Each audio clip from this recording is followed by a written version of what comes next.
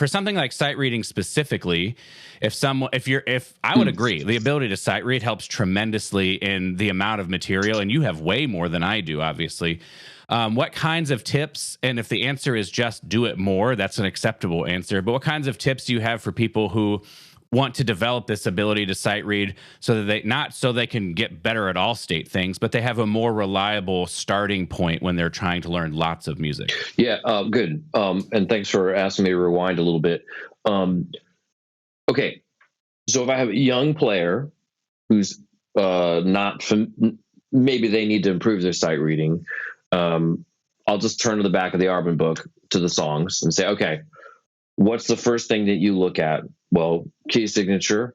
If there's some Italian directions on what the speed is, adagio, andante, allegro, allegretto, largo, etc.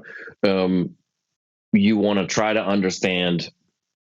I mean, it's like kindergarten. You want to follow the instructions, right? So some composers are really specific with their instructions. Some composers are not. But that's the first place you look, is what's the key signature? What's the time signature? What's the speed of the music? And if you can tell the mood of the music. If it's dolce, that's pretty obvious. If it just says allegretto, you don't really know. If it's in 3/4 and it's allegretto, then maybe that's a waltz. 1, 2, 3, 1, 2, 3, whatever. Then you look for the fastest notes in the piece, right?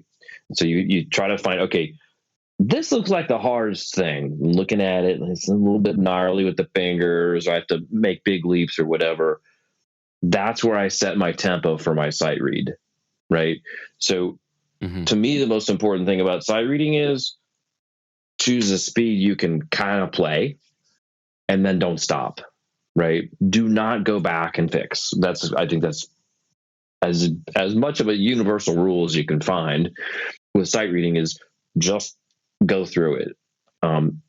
Be okay with missing notes. Be okay with missing rhythms. Try to keep whatever the tempo is.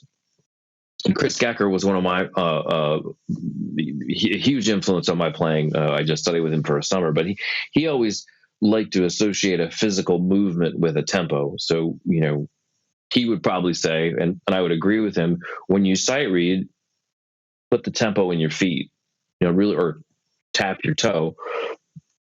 Don't always do that, because then your colleagues will get annoyed with you and reach over and I used to do that with, it's like, did I do that? Yeah.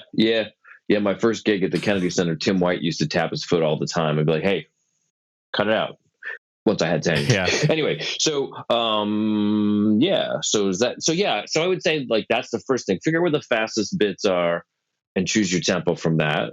And don't be overly, I would say, if somebody's sight reading something, I'd rather hear them play it a little on the slow side correctly, or more correctly, than playing it too fast and stumbling through it, or stumbling through the whole thing.